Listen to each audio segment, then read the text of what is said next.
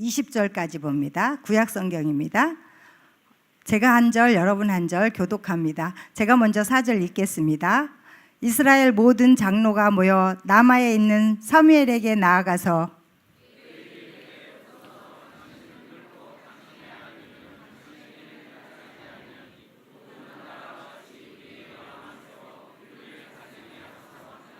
우리에게 왕을 주어 우리를 다스리게 하라 했을 때에 사무엘이 그것을 기뻐하지 아니하여 여호와께 기도하며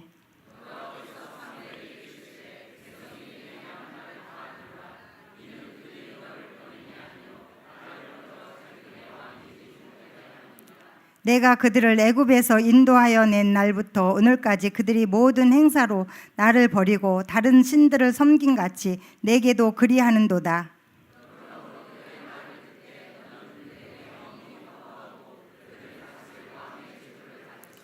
사무엘이 왕을 요구하는 백성에게 여호와의 모든 말씀을 말하며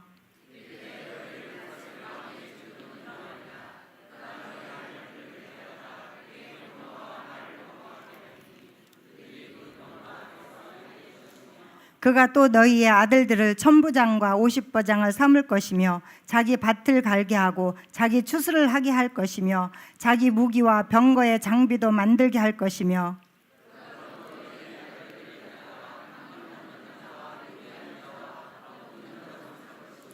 그가 또 너희의 밭과 포도원과 감람원에서 제일 좋은 것을 가져다가 자기의 신하들에게 줄 것이며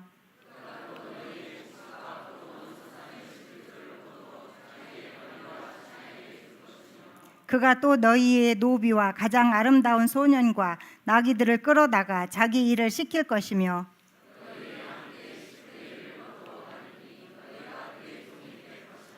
그날에 너희는 너희가 택한 왕으로 말미암아 부르짖되 그날에 여호와께서 너희에게 응답하지 아니하시리라 하니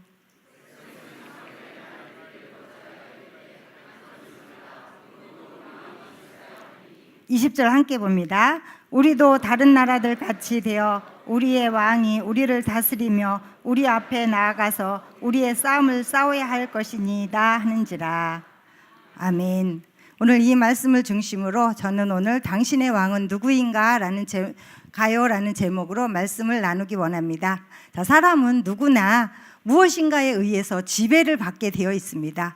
또 지배를 받는 존재의 범위 안에서 살아갈 수밖에 없습니다. 그래서 나를 지배하는 존재가 무엇이냐에 따라서 우리의 인생이 달라지기도 합니다. 권력의 지배를 받는 사람은 늘 권력에만 초점을 두고 최고의 가치를 두고 있기 때문에 권력을 추구하며 살아가고요. 또 물질의 지배를 받는 사람은 물질의 최고의 가치를 두어서 물질을 모으는 데만 목적을 두고 살아갑니다. 또 어떤 사람은 이성과 자기의 지식의 지배를 받는 사람은 자신의 이성과 지식을 의존하며 살아가기도 합니다. 그러나 하나님의 다스림을 받는 사람은 하나님의 뜻을 이루는 데 목적을 두고요. 또 하나님이 원하시고 기뻐하시는 것이 무엇인지 그것을 이루기 위해서 날마다 노력하며 하나님의 말씀에 순종하며 살아갑니다. 그래서 누가 나를 지배하느냐, 내가 누구의 지배를 받느냐, 이것은 굉장히 중요한 일입니다. 지배를 받는다는 것은 지배하는 것이 나의 왕이 된다는 것입니다. 여러분은 무엇의 지배를 받으며 무엇을 왕으로 삼고 사시나요? 오늘 본문의 내용을 보면 하나님을 왕으로 섬기며 하나님의 지배를 받아야 하는 이스라엘 백성들이 하나님을 왕으로 섬기지 않을 것이니까 우리에게 사람의 왕을 세워달라고 사무엘에게 요청하는 내용입니다. 왜 이스라엘 백성들이 왕을 세워달라고 하는지 본문 말씀을 통해서 한번 보는데요. 먼저 4절로 5절 함께 읽겠습니다. 시작.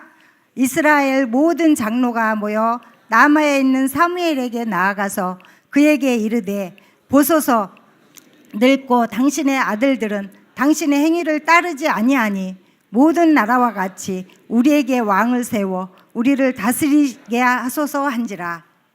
뭐라고 하고 있어요? 이스라엘 백성들이 자신들의 왕이신 하나님의 다스림을 거절하고 인간의 왕을 세워달라고 요구하는 이유는 이스라엘을 다스리던 사무엘이 이제 나이가 많아 늙었고, 또 사무엘의 뒤를 이어서 사무엘의 아들들이 사사가 되어서 이스라엘을 지배하고 통치를 해야 되는데, 그 사무엘의 아들들이 사무엘과 같은 삶을 살지 않았다는 것입니다. 사무엘은 의로운 삶을 살았지만 그 아들들은 사무엘과 같이 의로운 삶을 살지 않고 자신들의 이익을 따라서 뇌물을 받고요, 뇌물을 주는 사람들에게 좋게 판결하고 이런 일들을 행했습니다. 그래서 이스라엘의 장로들이 사무엘에게 왕을 세워달라고 요구하는 것입니다. 이스라엘은 하나님께서 구별하여 세우셨고, 또 애굽에서 종살이하던 민족을 출애굽시켜서 젖과 꿀이 흐르는 땅, 가나안 땅으로 그들을 인도하시고 하나님이 세우신 사사들을 통해서 그들을 통치하고 다스렸는데, 그 하나님의 통치를 받지 않겠다는 겁니다. 하나님의 다스림을 우리가 싫어한다는 것입니다. 자신들이 다스릴 왕을 세워달라고 요구하고 있습니다. 이런 요구를 받은 사무엘이 얼마나 기가 막혔을까요? 기가 막히면 어떻게 하세요? 하나님께 기도합니다. 선지자이기에. 그래서 그 말을 들은 사무엘이 하나님께 기도를 하기 시작합니다. 근데 하나님이 사무엘의 기도를 들으시고 하시는 말씀이 오늘 본문 7절입니다. 우리 7절 함께 읽겠습니다. 시작. 여호와께서 사무엘에게 이르시되 백성이 내게 한 말을 다 들으라.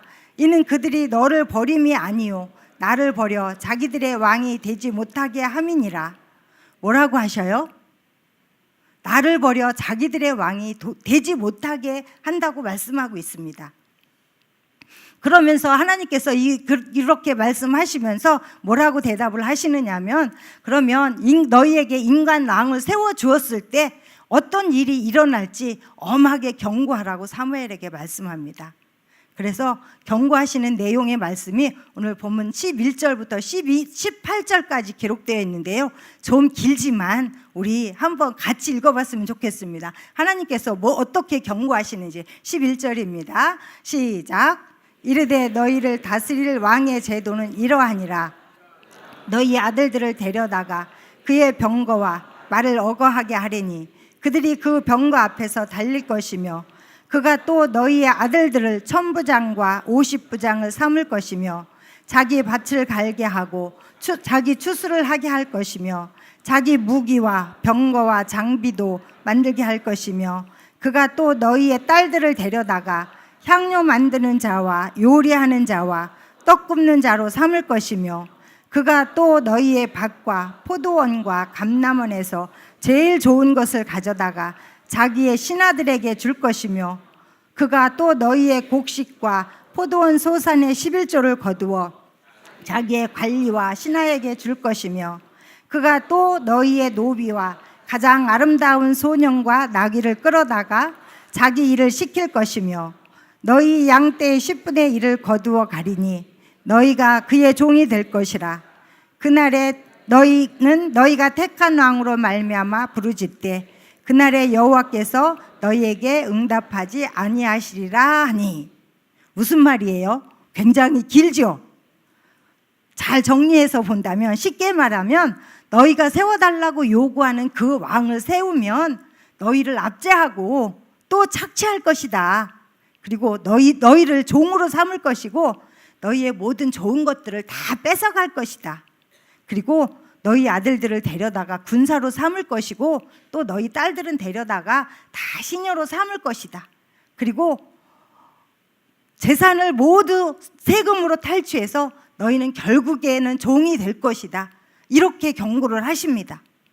그리고 한 가지 더 무서운 경고가 있는데요, 그 경고는 너희가 택한 왕으로 말미암아 부르짖되 그날에 여호와께서 너희에게 응답하지 않겠다고 합니다.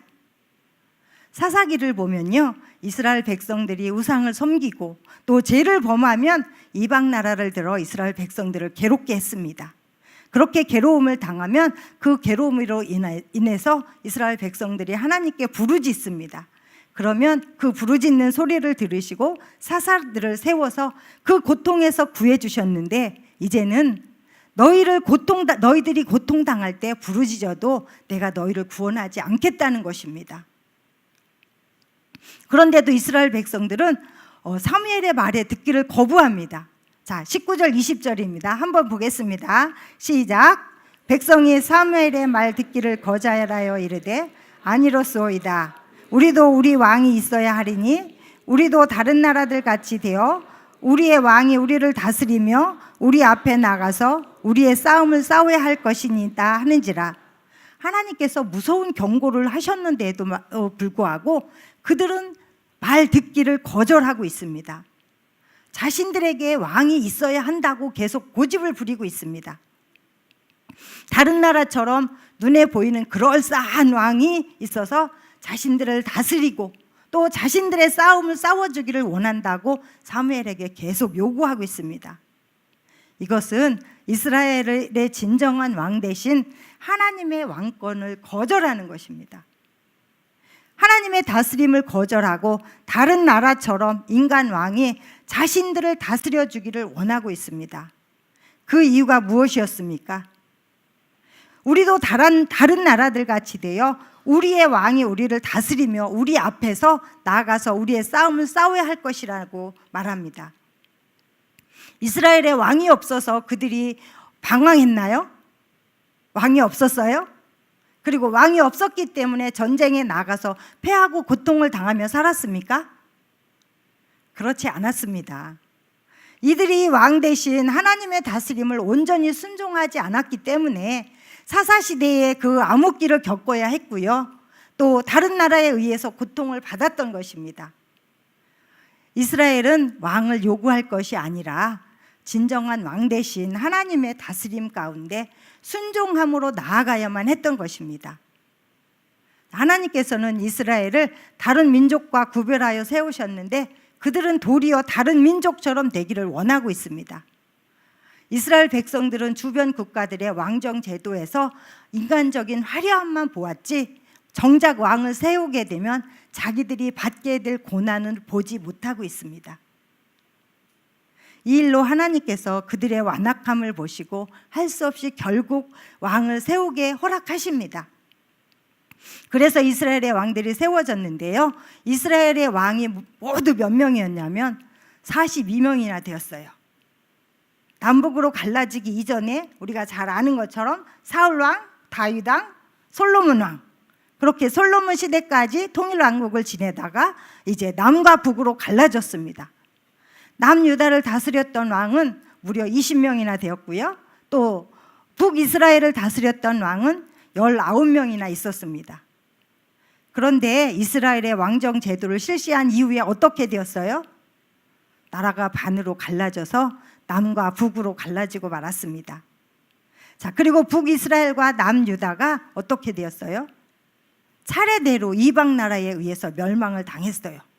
북이스라엘은 아수르에 의해서 멸망을 당했고요. 남유다는 바벨론에 의해서 멸망을 당하고 말았습니다. 자, 이스라엘을 다스렸던 왕들을 두 분류로 나누어 본다면 악한 왕과 선한 왕으로 이렇게 나눌 수 있어요. 그렇게 선한 왕과 악한 왕으로 나누는 기준은 뭐냐? 왕이 하나님을 잘 섬기고 하나님의 말씀대로 살았느냐? 이렇게 되면 선한 왕으로 분류가 됩니다. 또 악한 왕은 하나님을 떠나서 이방 신들을 섬기고 우상을 섬겼을 때 악한 왕으로 분류가 되어 있습니다. 자, 그런데 이스라엘 역사를 보면 백성들은 하나님을 잘 섬기는 선한 왕이 다스림을 받을 때는 그들도 하나님을 잘 섬겼고 또 하나님을 섬기며 살 때는 평안을 누리며 살았습니다. 하지만 반대로 악한 왕이 다스림을 받을 때는 백성들 역시 왕과 같이 하나님을 떠나고 우상을 섬기며 살았습니다. 그럴 때 백성들이 악한 왕을 따라서 이렇게 우상을 섬기고 살면 그들은 하나님을 떠나서 살게 되면 그들이 반드시 어려움이 찾아왔고 고난이 찾아왔습니다.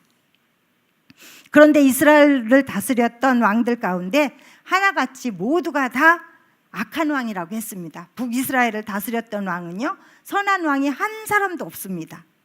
그 중에 대표적인 악한 왕을 우리가 본다면 아마도 우리가 잘 아는 아합 왕일 것입니다.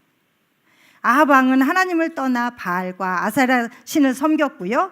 또 그의 아내 이세벨은 하나님의 선지자들을 모두 다 잡아 죽이는 일을 했습니다. 이런 악한 일을 행한 아합왕을 열왕기상 16장에서 어떻게 평가를 하느냐 하면요, 16장에서 이렇게 평가를 합니다. 아합이 그의 이전의 모든 사람보다 여호와 보시기에 악을 더욱 행하여 이스라엘의 모든 왕보다 여호와를 노하게 하셨더라 했습니다. 이스라엘의 모든 왕보다 하나님을 더 노하게 악한 짓을 했다는 것입니다. 그런 아합 왕이 다스리던 시대의 백성들이 왕과 함께 이방 신들을 섬기고 당한 어려움이 있다고 그랬어요. 그 어려움이 뭔지 여러분 아세요? 혹시 기억하세요? 자, 그 어려움이 무엇이었느냐면 그들이 그 땅에 3년 6개월 동안 비가 한 방울도 안 내렸다는 거예요. 이슬조차 안 내렸어요. 성지순례 가서 그 가이드가 이야기를 하는데, 이스라엘은 원래 비가 많지 않은 나라에서 아침 저녁으로 내리는 그 이슬을 먹고 그 풀들이 자란다고 그러더라고요. 그런데 이슬도 한 방울도 안 내리지 않았다면 얼마나 극심한 가뭄을 겪어야 했을까요? 여러분, 3년 6개월 동안 비가 오지 않는다는 거 혹시 상상이 되셔요? 저는 상상이 안 가요. 자, 우리는 몇 개월만 비가 오지 않아도 가문다고 난리예요. 농작물이 다 타 죽는다고, 모내기를 할 수가 없다고, 이렇게 난리인데 3년 6개월 동안 비가 오지 않았다면 그 고통이 얼마나 심했을까요?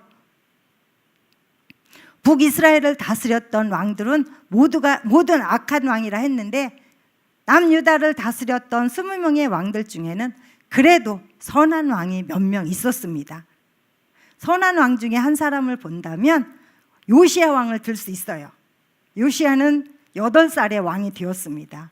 8살이면 초등학교 1학년이에요. 이렇게 어린 나이에 왕이 되었지만 왕이 된 후에 우상들을 모두 제거했습니다. 그리고 산당들을 다 헐어버리고 하나님의 성전을 수리하도록 명령을 합니다.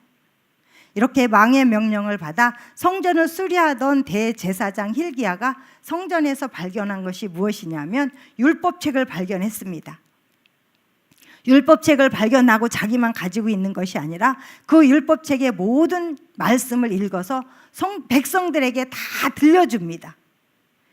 그리고 여호와 앞에서 언약을 세우되 마음을 다하고 뜻을 다하여 여호와께 순종하고 그의 계명과 법도와 율례를 지키며 이 책에 기록된 이 언약의 말씀을 이루게 하라고 명령을 합니다. 그러자 백성이 그 왕의 명령을 듣고 다 그 언약의 말씀을 따르기로 하는 종교개혁을 이루고 모든 우상을 타파해버리고 또 유월절을 지키지 않았던 백성들이 유월절을 지키는 백성이 되었습니다. 왕이 하나님의 율법을 지키고 또 백성들에게 율법의 언약의 말씀을 들려주니까 율법대로 유월절을 지키지 않았던 그 백성들이 이제는 율법대로 유월절을 지키고 하나님의 언약을 지키는 하나님의 백성이 되었습니다. 이렇게 하나님의 언약의 말씀을 지키는 통치자 요시야 왕을 성경은 어떻게 표현을 하느냐면요, 열왕기하 22장 2절을 보면 여호와 보시기에 정직히 행하여 그의 조상 다윗의 모든 길로 행하고 좌우로 치우치지 아니하였더라 합니다. 그리고 하나 더, 열왕기하 23장 25절에서는 요시야와 같이 마음을 다하며 뜻을 다하며 힘을 다하여 모세의 모든 율법을 따라 여호와께로 돌이킨 왕은 요시야 전에도 없었고 요시야 후에도 그와 같은 자가 없었더라고 그렇게 평가를 합니다. 자, 우리는 지금까지 구약의 이스라엘 백성들의 자신들이 다스리는 왕에 따라서 하나님을 섬기기도 했고요, 또 하나님을 버리고 우상을 섬기는 그 삶을 보았습니다. 그럼 이제 우리 신약시대로 넘어와서 보겠습니다. 예수님 당시 유대 종교 지도자들과 바리새인들은 과연 누구를 왕으로 섬기며 누구의 다스림을 받고 살았을까요? 유대 종교 지도자들과 바리새인들은 자신들만이 하나님이 선택해 주셨고 또 하나님의 다스림을 받는다고 말하는 사람들이었습니다. 그런데 과연 그런지 한번 보겠습니다. 요한복음 18장 28절 이후에 보면요, 빌라도가 예수님을 신문하는 장면이 나옵니다. 그 내용을 잠시 보면 빌라도가 예수님을 불러서 내가 유대인의 왕이냐 이렇게 질문을 합니다. 그러니까 예수님께서 대답이 뭐라고 하시냐면 내가 왕이니라 이렇게 대답을 하셔요. 그리고 예수님을 신문하던 빌라도가 예수님에게서 죄를 찾지 못하고 유대인들에게 나가서 무슨 말을 하느냐, 나는 그에게서 죄를 찾지 못하겠다. 6월절이 되면 한 사람을 놓아주는 전례가 있는데 내가 유대인의 왕을 너희에게 놓아주기를 원하느냐고 유대인들에게 묻습니다. 그러자 빌라도를 향해서 외친 유대인들의 소리가 무엇이었습니까? 이 사람을 놓으면 가이사의 충신이 아니다. 자기를 왕이라 하는 자는 가이사를 반역하는 것이다 라고 합니다. 유대인들은 빌라도를 향해서 과연 우리의 왕이 누구냐라고 다시 반문하고 있습니다. 그렇다면 유대인들은 빌라도의 입에서 어떤 대답이 나오기를 기대하고 있을까요? 아마도 당연히 너희들의 왕은 로마 황제 가이사뿐이다 라는 것일 것입니다. 그런데 빌라도가 유대인들을 향해서 무슨 말을 했어요? 예수님을 가리키며 하는 말이 보라 너희의 왕이로다 라고 선언을 합니다. 그러자 그들이 소리를 지르며 그를 없게 하라고 소리를 지릅니다. 그를 십자가에 못 박으라고 소리를 지릅니다. 그러자 빌라도가 다시 유대인들을 향해서 내가 너희의 왕을 십자가에 못 박으랴 묻습니다. 빌라도는 계속해서 유대인들을 향해서 예수님을 너희의 왕이라고 말합니다. 그런데 대제사장들과 유대인들의 대답은 어땠어요? 가이사 외에는 우리에게 왕이 없나이다 라고 합니다. 정말 그들에게 가이사밖에 왕이 없었습니까? 여러분 어떻습니까? 비록 로마의 지배를 받고 있지만 하나님의 선민으로 하나님의 통치를 받고 하나님을 섬긴다는 자부심으로 인생을 살아왔을 그 대제사장들과 종교 지도자들 또 바리새인들의 입에서 어떤 말이 나왔어요? 그것은 바로 가이사 외에는 우리에게 왕이 없다였습니다.